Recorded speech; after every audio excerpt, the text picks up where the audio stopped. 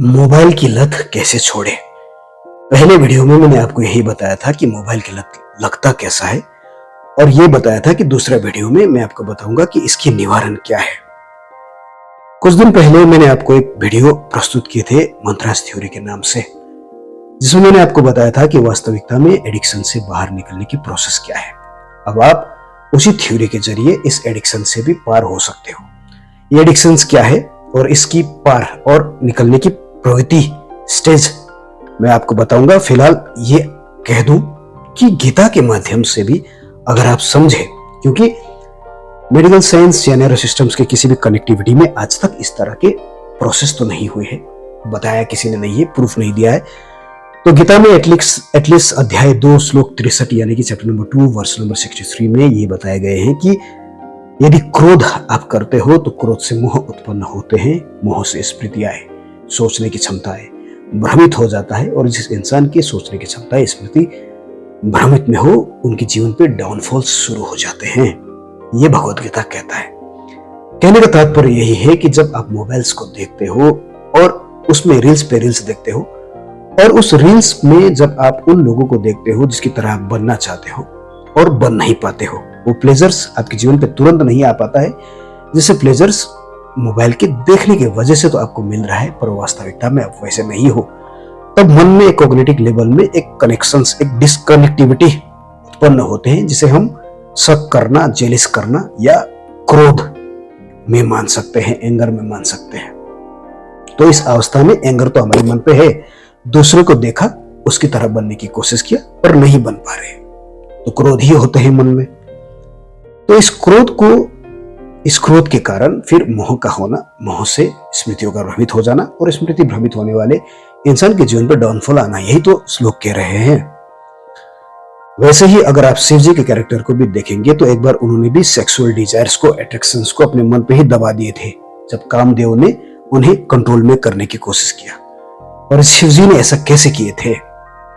उन्होंने मन पे ही ऐसे डोपामाइन्स को या फिर गामा एमिनोबैट्रिक एसिड जो हमारे मनस्थिति पे आते हैं, जो एक प्लेजर्स के माध्यम से हमें बेवकूफ बनाते हैं। गामा एमिनोबैट्रिक एसिड ये एक ऐसी पदार्थ है, केमिकल डोपामाइन की अवस्थाएं हैं जो हमें उसकी तरफ खींचते हैं, और इसे शिव जी ने अपने मन पे ही भस्म कर दिए। कैसे? कंट्रोल करके। Same as it is which I told you in my mantras theory, यानी कि मैंने मंत्रास थ्योरी में आपको बताया था कि 1 मिनट के लिए उस प्लेजर्स को महसूस करो जो आपको गलत चीज करने की वजह से होते हैं। यानी कि कुछ भी चीजें आपने सोचा, समझा, किया, उसके वजह से जो मिठास आपके जीवन पे आ रहा है, उसको आपने 1 महीने तक महसूस किया, 1 मिनट तक महसूस किया, और उसके बाद दूसरा महसूस में उसके बुराई को, उससे होने वाले डिफॉल्ट कंडीशंस को, जो आपको बुरा लगता हो, ऐसे सिचुएशंस को आपने सोचा। तीसरे मिनट में इन दोनों को आपने मिक्स किया, और चौथे मिनट में आपने अच्छाई को ऊपर और बुराई को नीचे कर दिया। तो ऑटोमेटिकली इस तरह के प्लेजर्स यानी कि गामा एमिनोबैट्रिक एसिड्स जैसे कंडीशंस आपकी मनस्थिति में डोपामाइन रिलीज करने में उतना सक्षम नहीं होता। डोपामाइन मतलब झूठी खुशी देने वाले प्लेजर्स, दिखावा, खुशी, ऐसे केमिकल को कंट्रोल करने में शिवजी सक्षम हुए थे। उसी को हमें सीखना है, कंट्रोल करना है, सेम जैसे मैंने मंत्रास में बताए थे। तो जहां जहां कभी कभी न्यूरो सिस्टम्स, न्यूरो साइंस में कहीं ऐसे उत्तर नहीं मिलते हैं, तो हमें स्क्रिप्चर्स की सहारा लेना पड़ता है। कहीं स्क्रिप्चर्स में ऐसे उदाहरण दिए गए हैं, बशर्ते हम समझ पाते नहीं हैं। खैर, अगर इस थ्योरीज को और समझना चाहते हो तो आगे जाके मेरे मंत्रास थ्योरी को भी आप देख सकते हो। फिलहाल मैं आपको ये बता दूं कि मोबाइल के एडिक्शन से बाहर निकलने का प्रोसेस ही यही है कि आप ही इसकी प्रोसेस हो। सुबह उठ के एक्सरसाइज, मंत्रास थ्योरी का एक्सरसाइज 1 मिनट के लिए, जो देखने वाले खुशी है उसे समझना, दूसरे मिनट में उस खुशी के बाद आने वाले बुराई को सोचना, तीसरे मिनट में मिक्स करना, और चौथे मिनट में अच्छे खुशी को आगे, बुरे खुशी को पीछे। आहिस्ते आहिस्ते ये लत छूट जाते हैं।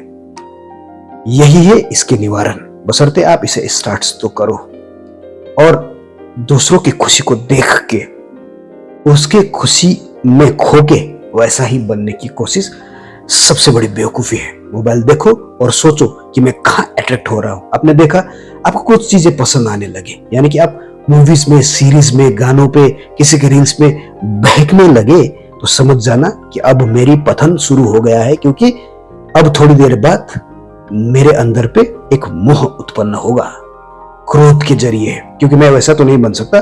छटपटाऊंगा, तकलीफ होगा तो मुझे गुस्सा आएगा, और उस गुस्से के कारण मेरे अंदर एक मोह कामनाएं उत्पन्न होंगी। कामना के बाद मेरे सोचने की क्षमताएं खो जाएगा, और फिर मैं स्टुपिडिटी के हदें पार कर जाऊंगा, स्टुपिड बेवकूफ बन जाऊंगा। क्यों? इस मोबाइल को देख के। तो आज इस मोबाइल को क्यों देखूं 5-6 घंटा? आज नहीं देखता हूं इस मोबाइल को, मंथराज के थ्योरी के जरिए। यही है इसका निवारण। आपका निवारण आपके अंदर है। कैसे? सोच के कि उसका वीडियो नहीं देखूंगा, वो प्लेजर्स में मुझे नहीं पढ़ना है, कम से कम 1 मिनट के लिए, आज के लिए। यही है मोबाइल की लत से बाहर निकलने का सबसे बड़े रामबाण। मंथराज की थ्योरी, या तो मोबाइल देखे, आपने कहा नहीं मुझे वैसा नहीं बनना है, इस प्लेजर से बाहर निकलता हूं, मोबाइल से थोड़ा दूर रहता हूं। आप ही हो आपके निवारण, बशर्ते आप प्लेजर्स को कंट्रोल कर पाए और जेलसी ना कर पाए। मोबाइल को केवल गैजेट की तरह देखें। सोचिएगा जरूर। धन्यवाद।